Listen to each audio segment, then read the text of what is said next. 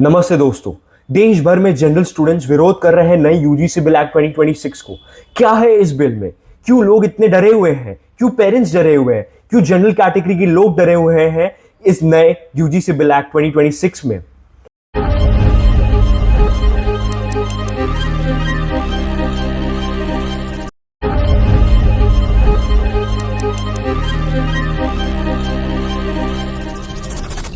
नमस्कार दोस्तों, मेरा नाम प्रिंस जैन है और आज मैं एक्सप्लेन करने वाला हूं आपको यूजीसी बिल 2026। ऐसा क्या है इस बिल में जिसके वजह से जनरल स्टूडेंट्स का जस्टिस उनसे छीना जा रहा है? क्यों वो डरे हुए हैं कॉलेज जाने से? क्यों वो डर रहे हैं इस नए बिल से? ये नया बिल सिर्फ एक लॉ नहीं है, ये डिसाइड करेगा कि फ्यूचर में इंडियन कैंपस में कैसा माहौल रहेगा, कैसा एनवायरनमेंट बनेगा इस बिल के थ्रू। क्या यह बिल बायस्ड होगा या वन साइडेड होगा? क्या है इस बिल की असलियत, आज मैं आपको इस वीडियो में बताने जा रहा हूं। तो दोस्तों, यूजीसी बिल जानने से पहले हम ये जानते हैं कि इन सब चीजों की शुरुआत हुई कहां से। बात है दोस्तों 17 जनवरी 2016 की, हैदराबाद सेंट्रल यूनिवर्सिटी में एक लड़के की, जिसकी लाश मिली और उसका एक नोट मिला। उस नोट पे लिखा था कि मेरा जन्म ही एक जानलेवा इंसिडेंट है। आप सोच सकते हैं जिस लड़के ने ये लिखा था उसके ऊपर क्या गुजरी होगी, कितना मेंटल टॉर्चर किया गया होगा उसे अपने ही फ्रेंड्स, अपने ही कॉलेज के स्टूडेंट्स और टीचर्स के द्वारा। जब ये मामला सुप्रीम कोर्ट गया तो वहां के जजेस ने यूजीसी को ये ऑर्डर दिया कि कुछ ऐसे रूल्स रेगुलेशंस लेके आओ, कुछ ऐसा एक्ट लेके आओ जैसे यूनिवर्सिटी में कोई भी टीचर, कोई भी हेडमास्टर या कोई भी स्टूडेंट किसी लोअर बैकवर्ड क्लास वाले को या एसटी या एससी को किसी को भी मेंटल टॉर्चर न करे। इस सुप्रीम कोर्ट ऑर्डर के बाद यूजीसी ने अपना काम चालू किया और रिसेंटली 13 जनवरी 2026 को उसका पहला ड्राफ्ट निकला, UGC act 2026।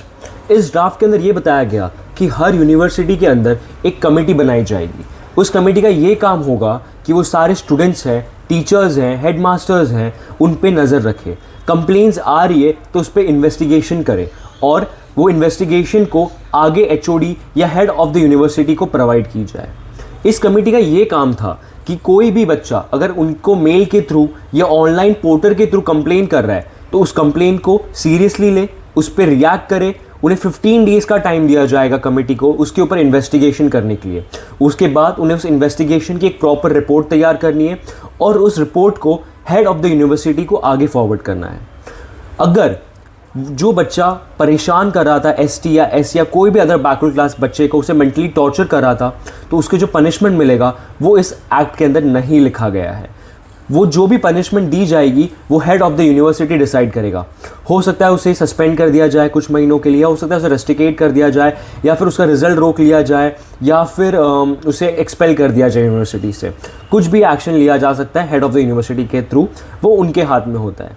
This was the major thing जो इस एक्ट के अंदर डिसाइड हुआ था। यूनिवर्सिटी हेड के पास भी सिर्फ 7 दिन होते हैं इस रिपोर्ट को एनालाइज करने के और उसके बाद उसके आगे एक्शंस लेने के। पहले ड्राफ्ट में आप नोटिस करो तो सिर्फ एससी और एसटी का नाम मेंशन था, बट दिग्विजय सिंह की एक कमेटी है जिसने ये बात नोटिस की और ओबीसी भी ऐड करवाया। इसी बात पे जनरल वाले ज्यादा भड़क गए और जब सेकेंड ड्राफ्ट रिलीज हुआ तो उसने तो जनरल वालों के होश उड़ा दिए। पहली बड़ी चीज ये हुई कि ये जो एक्ट था उसके अंदर जो सिर्फ एसटी और एससी को बेनिफिट था, अब ये ओबीसी को भी बेनिफिट मिलेगा। दूसरी सबसे बड़ी चीज ये हुई कि अगर किसी भी स्टूडेंट ने गलत कंप्लेन कर दी या फॉल्स कंप्लेन कर दी किसी भी स्टूडेंट के खिलाफ तो उसके ऊपर कोई एक्शन नहीं लिया जाएगा। क्या आप सोच सकते हैं इसका कितना मिसयूज हो सकता है यूनिवर्सिटी में? फॉर एग्जाम्पल, अगर मेरी आपसे कोई दुश्मनी है और मैं एसटी या एससी बैकग्राउंड से आता हूं, मैं आपकी फॉल्स कंप्लेन एक पोर्टल पर डाल दूंगा। 15 दिन तक आपके ऊपर स्ट्रिक्ट एक्शंस होंगे, आपके ऊपर इन्वेस्टिगेशन होगी, शायद हो सकता है कि आपको तब तक सस्पेंड भी कर दिया जाए यूनिवर्सिटी से। ऐसे माहौल में आप 1 महीने तक अपने आप को मेंटली टॉर्चर करते रहोगे और उसके बाद जब इन्वेस्टिगेशन में कुछ नहीं निकलेगा तो आपको नॉर्मली छोड़ दिया जाएगा। पर 1 महीने का आपका जो लॉस है वो कौन रिकवर करेगा? और जिस स्टूडेंट ने आपकी कंप्लेन की, यानी मैंने जो कंप्लेन की है, मेरे ऊपर कोई कार्रवाई नहीं होगी। मैं फ्रीली कॉलेज जाऊंगा, फ्रीली आऊंगा, मुझे कोई मतलब नहीं होगा आपसे, आपकी जिंदगी से। पर 1 महीना मैंने आपका वेस्ट कर दिया। ये बहुत ज्यादा गलत है। जनरल वालों को ऐसा लग रहा है कि इसका मिसयूज होगा और जरूर होगा। आपने एक चीज नोटिस की होगी दोस्तों कि आजकल शेड्यूल कास्ट और शेड्यूल ट्राइब्स के अंदर भी 2 सेक्शंस बन चुके हैं।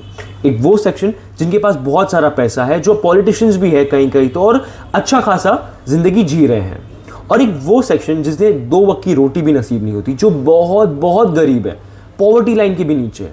ऐसे 2 सेक्शन बन चुके हैं।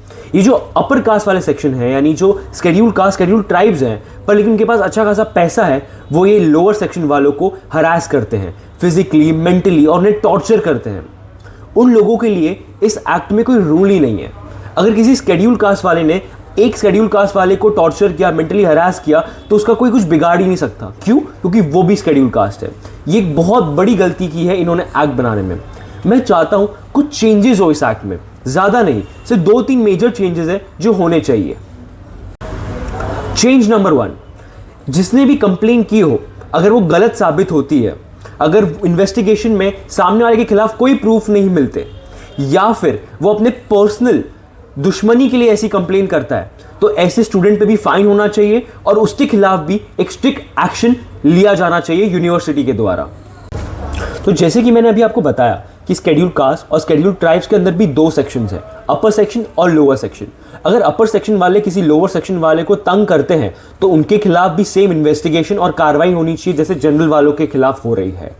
लेकिन इस एक्ट के अंदर सिर्फ जनरल वालों के खिलाफ कार्रवाई हो रही है, बाकी किसी के ऊपर कार्रवाई नहीं हो रही। ये बहुत ही बड़ा लूप होल है, क्योंकि ऐसे बहुत सारे लाइव केसेस हमने देखे हुए हैं जहां पे एक शेड्यूल कास्ट या शेड्यूल ट्राइब वाला ही अपने ही कम्युनिटी वाले को नीचे दबाता है, उन्हें टॉर्चर करता है, जो कि बहुत गलत है। और इक्वली उनके ऊपर भी इन्वेस्टिगेशन होनी चाहिए और स्ट्रिक्ट एक्शंस लिए जाने चाहिए। ये 2 मेजर चेंजेस थे जो मैंने अभी आपको बताया। अगर ये 2 चेंजेस इस एक्ट के अंदर इंक्लूड कर दिए जाते हैं, तो ऐसे बोला जा सकता है कि ये एक्ट बैलेंस हो जाएगा। ना ही जनरल वालों को ज्यादा दबाव है, ना ही ST/SC वालों को ज्यादा दबाव है। वीडियो एंड करने से पहले मैं यही बोलना चाहूंगा कि लॉ का काम किसी एक ग्रुप को प्रोटेक्ट करना नहीं होता। लॉ का काम होता है सबको इंसाफ देना। अगर इस एक्ट को इंप्लीमेंट करना चालू कर दिया, तो जनरल वाले एक तरफ हो जाएंगे और ST OBC एक तरफ हो जाएंगे, काफी ज्यादा डिफरेंसेस पैदा हो जाएंगे। तो मेरी दरख्वास्त है गवर्नमेंट से कि वो इसके अंदर देखे और कुछ चेंजेस जो नेसेसरी है वो ऐड करे।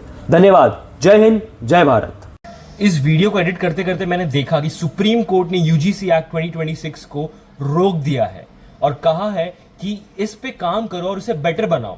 सुप्रीम कोर्ट का यह कहना है कि अगर ये एक्ट सब यूनिवर्सिटीज में आ जाता, तो डिस्क्रिमिनेशन, कास्ट डिस्क्रिमिनेशन, लड़ाई झगड़ा, वायलेंस इतना ज्यादा बढ़ जाता यूनिवर्सिटी में कि कोई सोच भी नहीं सकता। एंड सुप्रीम कोर्ट ने ये बेस्ट डिसीजन लिया है। मैं इसलिए नहीं कह रहा हूं कि मैं जनरल कैटेगरी से आता हूं, इसके अंदर कुछ फ्लॉज है, अगर उसे वो सही कर दे उसके बाद ये चीज इंप्लीमेंट करी जा सकती है। इस वीडियो से ना ही मैं किसी को हेट देना चाहता हूं, ना ही मैं किसी कैटेगरी को बुरा या भला बोल रहा हूं। मेरा बस कहने का मतलब यही था कि जो फॉल्स कंप्लेन करी जाएंगी उसके ऊपर स्ट्रिक्ट एक्शंस होने चाहिए। अगर ऐसा नहीं हो रहा तो उसका बहुत ज्यादा मिसयूज होगा, जिससे यूनिवर्सिटीज में डिस्क्रिमिनेशन बढ़ जाएगा। धन्यवाद। जय हिंद, जय भारत।